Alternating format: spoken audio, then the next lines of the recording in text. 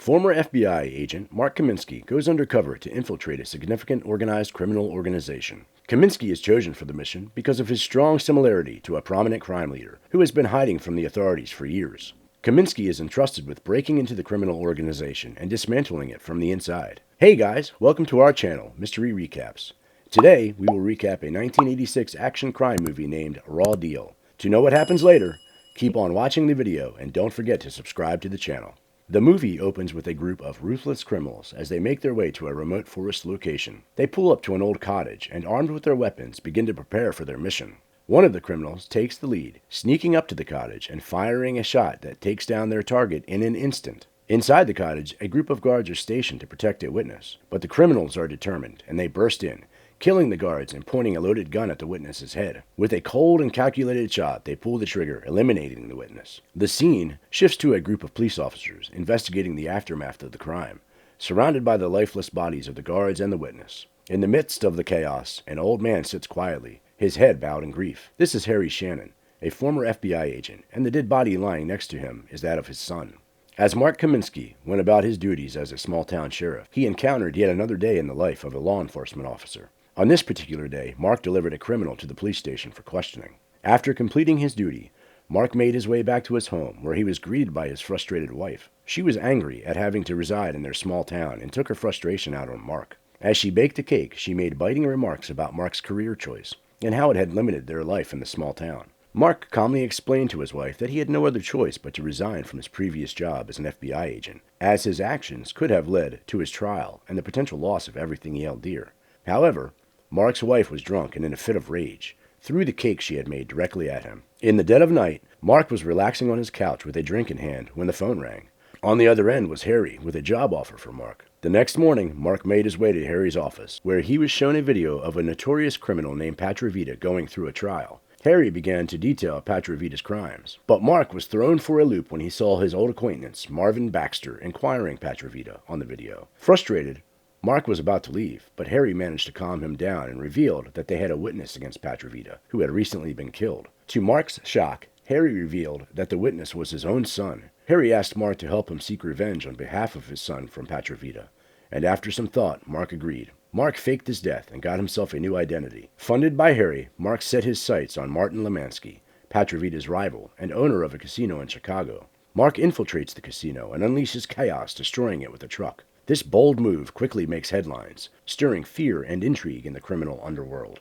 Then, at one of Petrovita's casinos, Mark meets with Paul Rocco, Petrovita's trusted right-hand man, and presents himself as the mastermind behind the destruction. Rocco was pleased to see him, but when Mark placed his request on the table that is to work for Rocco, Max Keller becomes suspicious of him as he felt like Mark wants to take his place. Rocco, impressed with Mark's, rewards him with a hefty sum of money. What do you think? Did Mark make the right choice by going against Lemansky just to impress Rocco?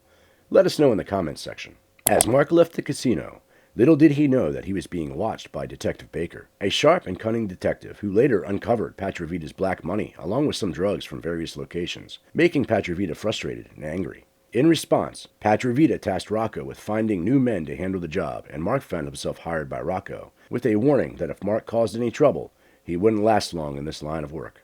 Outside the casino, Mark met Monique, a beautiful woman who was instantly drawn to. They hit it off and ended up drinking together back at Mark's apartment. As they lay in bed on the brink of intimacy, Mark unexpectedly falls asleep. Monique, however, was not done with Mark yet. She snuck out of the room and made a phone call to Max Keller, giving him all the information she could gather about Mark and his apartment. Mark listened to the entire conversation silently, aware that he was being set up. The other day, Mark went on a mission with Keller. Their task was to threaten the person who had betrayed Petrovita's trust, and if necessary, to eliminate the threat. However, when Keller was about to carry out the deed, Mark stepped in and took care of the situation himself. Nonetheless, they didn't receive any trouble from that person again. This heightened Mark's standing within the organization. During a party where Monique was also present, Rocco approached Mark to inform him that Petrovita wanted to meet him. Mark followed Rocco to Petrovita's private office, where they engaged in a conversation. When Petrovita asked about Mark's past actions, Mark boastfully claimed to have killed 3 people, and then he passed a joke. Petrovita was taken aback by Mark's boldness, and he wasn't amused. Standing up from his chair, Petrovita walked towards Mark and declared, "Smart, I like. Smart ass, I don't." Petrovita then had a private conversation with Rocco, discussing Mark's potential as a new hire.